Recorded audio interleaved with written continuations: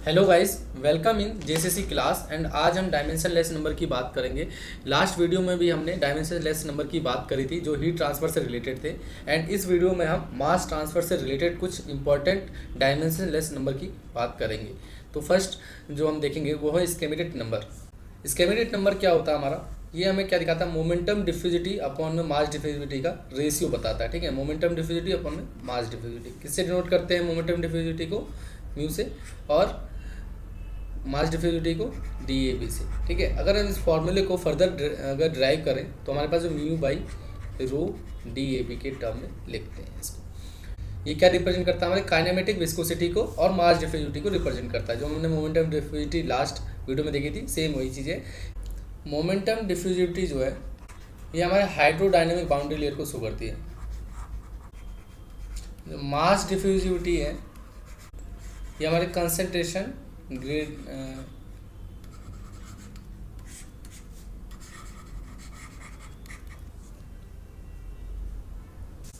अगर इसमें हम बात करें सबसे पहले स्केमेटेड नंबर की, तो हमारे पास स्केमेटेड नंबर का जो फॉर्मूला आता है वो क्या था, काइनेमेटिक विस्कोसिटी अपॉन में डिफ्यूजिविटी की बात करता था। ठीक है, और हम काइनेमेटिक विस्कोसिटी को कैसे डिनोट करते हैं, म्यू बाई रो।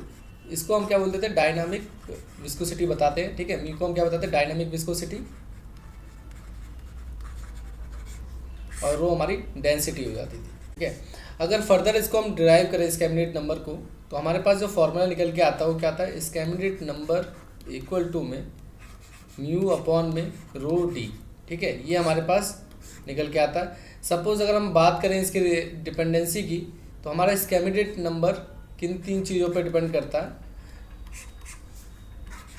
म्यू, रो और डी ए डिफ्यूजिटी पे। ठीक है, ये डी जो है डिफ्यूजिटी को रिप्रेजेंट कर रहा है। सपोज हम मानते हैं स्केमेटेड नंबर हमारा ज़्यादा है, किस केसेस में ज़्यादा होगा, हम बात कर रहे हैं केस लेके कि स्केमेटेड नंबर हमारा ज़्यादा, तो उस केसेस में हमारी विस्कोसिटी ज़्यादा होगी, डेंसिटी कम होगी एंड डिफ्यूजिटी भी कम होगी। ठीक है, इसके बाद अगर हम मानते हैं स्केमेटेड नंबर हमारा डाउन कम है, तो उस केसेस में हमारा जो डायनेमिक विस्कोसिटी होगी वो क्या हो जाएगी, डाउनवर्ड हो जाएगी, और डेंसिटी हमारी बढ़ जाती है और डिफ्यूजिटी भी बढ़ जाती है। ये दो तरह की कंडीशन हमारी पॉसिबल है जो हम यहाँ से स्केमेटेड नंबर के बारे में देखते हैं। ठीक है, इसके बाद जो हम देखेंगे देन हमारा जो नेक्स्ट नंबर है वो क्या है, शेरवुड नंबर है। और शेरवुड नंबर हमारा क्या रिप्रेजेंट करता है, it represent in the similar way as a Nusselt number. नसेल नंबर की तरह ही हमारा रिप्रेजेंट करता है, जैसे हीट ट्रांसफर हमने पढ़ा था, नसेल नंबर एज अ सिमिलर हमारा शेरवुड नंबर है।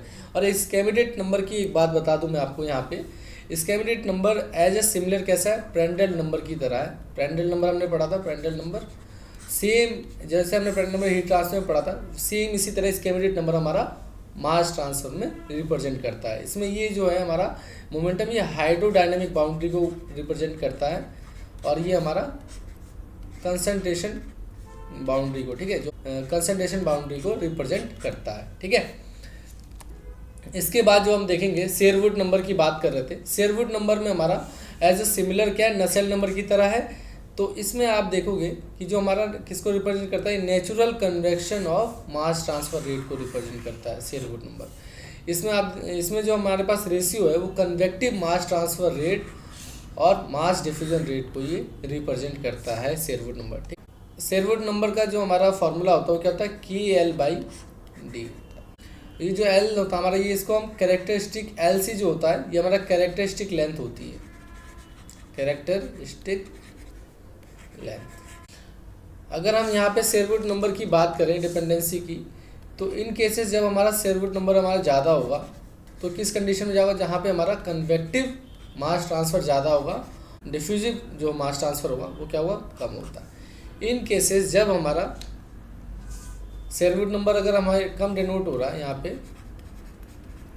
तो हमारा क्या होगा, कन्वेक्टिव मास ट्रांसफ़र रेट क्या हो जाता है, डाउनवर्ड हो जाता है, और डिफ्यूजिव मास ट्रांसफ़र हमारा बढ़ जाता है। ठीक है, यहाँ से हम ये दो बातें कह सकते हैं। देन इसके बाद हम नेक्स्ट नंबर की बात करते हैं। नेक्स्ट नंबर हमारा क्या है, लुईस नंबर है। लुईस नंबर क्या होता है, it is the number is defined as the ratio of thermal diffusivity to the mass diffusivity. ये एक एनालॉजी बताता है, किसमें हम देखेंगे जनरली हीट ट्रांसफ़र और मास ट्रांसफ़र के बीच में बताता है। हमारा जो थर्मल डिफ्यूजिटी किससे रिलेटेड है, हीट ट्रांसफ़र से, और डिफ्यूजिटी हमारा मास ट्रांसफ़र से रिलेटेड है। तो ये दोनों के बीच में एक साइमल्टेनियस रिलेशन बताता है। जैसे देखोगे तो ये क्या करता है, कैरेक्टराइज करता है फ्लूइड फ्लो को where there is a simultaneous heat and mass transfer by convection. ठीक है, डिफाइन कैसे था, फॉर्मूला देख लिया, ठीक है आप लोगों ने। इसके बाद अल्फा इज थर्मल डिफ्यूजिविटी से रिप्रेजेंट करता है, डी मास डिफ्यूजिविटी डिनोट करता है, ल्यूज number can also be express term of the schematic number and Prandtl number. तो अगर हम इसको डायमेंशन लेंस नंबर में अगर रिलेट करें ल्यूज नंबर को, तो किस तरीके से रिलेट करते हैं कि किससे डिनोट करते हैं, स्केमेटिक नंबर और प्रांड्ल नंबर से डिनोट करते हैं। स्केमेटिक नंबर हमारा क्या होता था, मोमेंटम डिफ्यूजिविटी अपॉन में मास डिफ्यूजिविटी अपॉन में मोमेंटम डिफ्यूजिविटी अपॉन में थर्मल डिफ्यूजिविटी से डिनोट करते थे। अगर हम प्रॉपर इसको अगर डिराइव करें तो ये जो हमारा फॉर्मूला निकल के आता है म्यू बाई डी इंटू में अल्फ़ा बाई, ये हमारा मोमेंटम डिफ्यूजिविटी यहाँ से कैंसिल आउट हो जाता है क्योंकि सिमिलर है दोनों हमारे। इसके बाद हमारे पास अल्फा अपॉन में डी के टर्म में आ जाता है, ठीक है, जिसको हम क्या बोलते हैं, थर्मल डिफ्यूजिविटी अपॉन में मास डिफ्यूजिविटी से डिनोट करते हैं। तो इन केसेस हम इसको डायमेंशन लेंस नंबर से में भी बात कर सकते हैं, ठीक है। ये सिमिलर वे बात करती है, ये हमारी इंपॉर्टेंस को बताता है कि जनरली कितना हमारा थर्मल डिफ्यूजन हो रहा है किसी प्रोसेस में, और मास डिफ्यूजन रेट को दिखाता है, ठीक है। इसके बाद जो है हमारा नेक्स्ट नंबर जो है पेकलेट नंबर है, ये क्या बताता है हमें, it is the ratio of convective mass transport. किसको बताता है, ये कन्वेक्टिव मास ट्रांसपोर्ट को बताता है, and then diffusive mass transport को बताता है। Peclet number as a use किए जाते हैं किसमें, हीट एंड मास ट्रांसफ़र दोनों में ही यूज़ किया जाता है, ठीक है। यहाँ आप पेकलेट नंबर की भी देखोगे तो रेनॉल्ड्स नंबर के साथ स्केमेटिक नंबर हमारा मास ट्रांसफर में यूज़ होता है, एंड अगर हीट ट्रांसफर की बात करें तो रेनॉल्ड्स नंबर के साथ हमारा प्रांड्ल नंबर यूज़ होता है, तब हम इसको एज अ हीट ट्रांसफर के रूप में यूज़ करते हैं, ठीक है। ये दो हमारे पास बेसिकली 4 टाइप के जो नंबर हमें देखने थे मास ट्रांसफर रिलेटेड थे। इन केसेस कभी हमारा पेकलेट नंबर क्या हो, ज़्यादा हो, ठीक है, पेकलेट नंबर अगर हमारा ज़्यादा होता है तो ये हमें क्या बताता है, कन्वेक्टिव मास ट्रांसपोर्ट जो है उसको ये डोमिनेट करता है, ठीक है। और अगर हमारा डिफ्यूजिव, ये जो कन्वेक्टिव को दिखा रहा है, अगर सपोज अगर हमारा पेकलेट नंबर क्या हो, पेकलेट नंबर हमारा अगर कम होता है तो वो हमारा क्या डिफ्यूजिव ट्रांसपोर्ट को क्या करता है, डोमिनेट करता है, ठीक है। वहाँ पे हमारा डिफ्यूजिव ट्रांसपोर्ट ज़्यादा होता है और कन्वेक्टिव ट्रांसपोर्ट हमारा नेग्लिजिबल होके मानते हैं हम, और यहाँ पे हमारा डिफ्यूजिव ट्रांसपोर्ट ज़्यादा हुआ, ठीक है। इस तरह हमने 4 डिफरेंट मास ट्रांसफ़र के डायमेंशन लेस नंबर की बात करी, एंड इसके इंपॉर्टेंस भी देखे हमने। आई होप आप लोगों को ये चीज़ें समझ में आई होगी, और थैंक यू सो मच आप लोगों का वीडियो देखने के लिए।